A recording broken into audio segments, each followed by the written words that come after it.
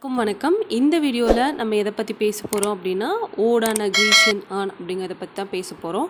So உங்களுக்கே தெரியும் ஓடான Grecian earn அப்படிங்கிறத எழுதுனது யார் அப்படின்னா ஜான் கீட்ஸ் அப்படிங்கிறது தான். ஸோ அதில் சில ஃபேமஸ் லைன்ஸ் இருக்குது. ஸோ அதையும் நம்ம பார்ப்போம்.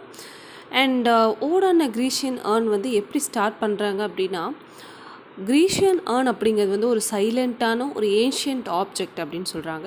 அது வந்து நிறைய ஸ்டோரிஸ் சொல்லுது, பிக்சர்ஸ் மூலமாக அது நிறைய கதைகள் சொல்ல வருது அப்படின்னு சொல்கிறாங்க.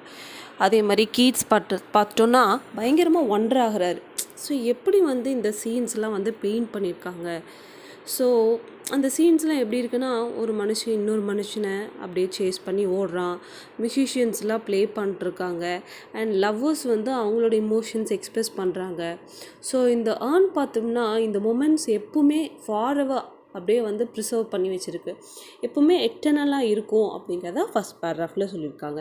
அண்ட் செகண்ட் பேராகிராஃபில் பார்த்துட்டோம் அப்படின்னா போயட் வந்து மியூசிஷியன்ஸை ஃபோக்கஸ் பண்ணுறாரு அண்ட் லவ்வர்ஸையும் பார்க்குறாரு. அதில் பார்த்துட்டோம்னா இதில் ரொம்ப ஃபேமஸான ஒரு லைன் இருக்குது, heard melodies are sweet, unheard melodies are sweeter.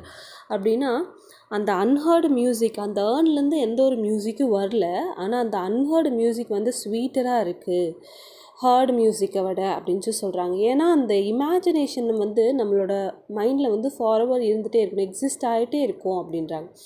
And also இன்னொரு சீன் பார்த்துட்டோம் அப்படின்னா லவ்வர்ஸ் வந்து பக்கத்தில் உட்காந்துட்ருக்காங்க, பட் அவங்க வந்து they are not kissing each other. ஆனால் அவங்க ரெண்டு பேருமே ரொம்ப பக்கமாக உட்காந்துட்ருக்காங்க, அவங்க கிஸ் பண்ணுறதில்ல.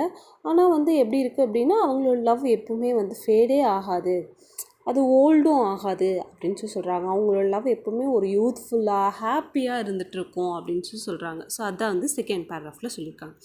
அண்ட் தேர்ட் பேராகிராஃபில் எப்படி கண்டினியூ பண்ணுறாங்க அப்படின்னா, அவங்களோட எட்டர்னல் ஹாப்பினஸை வந்து அந்த ஏர்னில் பார்க்க முடியும். அந்த ட்ரீஸ், அந்த ஏர்னில் வரைஞ்சிருக்கிற ட்ரீஸ்லாம் பார்த்தோம்னா எப்போவுமே அதோட இலைகள்லாம் வந்து உதிராது, அதில் பாட்டு பாடிட்டு இருக்கிறது அது எதுவுமே வந்து எப்போவுமே ஸ்டாப் ஆகாது. அந்த லவ்வர்ஸோட பேஷன் இருக்கு இல்லையா, அவங்களோட லவ் எப்பவுமே ஃப்ரெஷ்ஷாக இருக்கும்.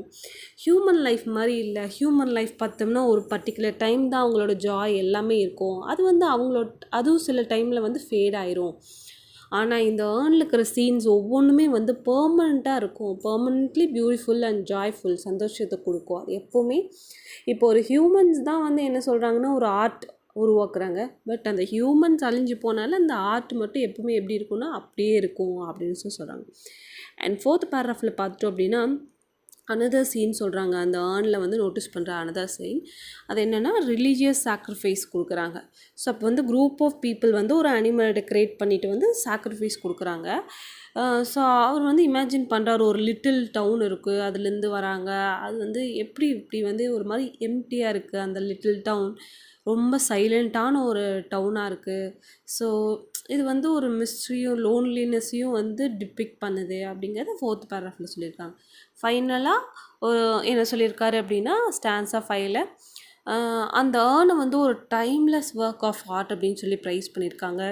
ஸோ இப்போ யார் அதை உருவாக்குனாங்களோ அவங்க பாஸ் ஆயிடுவாங்க, அவங்க ஒரு டைம் மேலே இருக்க மாட்டாங்க. Generations of people will pass away, ஆனால் இந்த ஏர்ன் மட்டும் ரொம்ப வருஷம் இருந்துகிட்டே இருக்கும் அப்படின்னு சொல்கிறாங்க.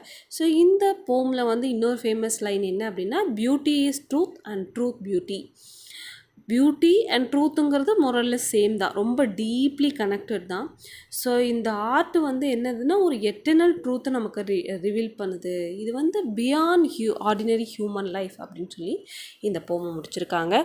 ஸோ இதை பற்றியான எஸ்ஸே வந்து நான் உங்களுக்கு வந்து கமெண்ட்ஸில் போடுறேன். உங்களுக்கு வேறு ஏதாவது டவுட்ஸ் இருந்துச்சுன்னா நீங்கள் கமெண்ட்ஸில் கேட்கலாம். தேங்க்யூ.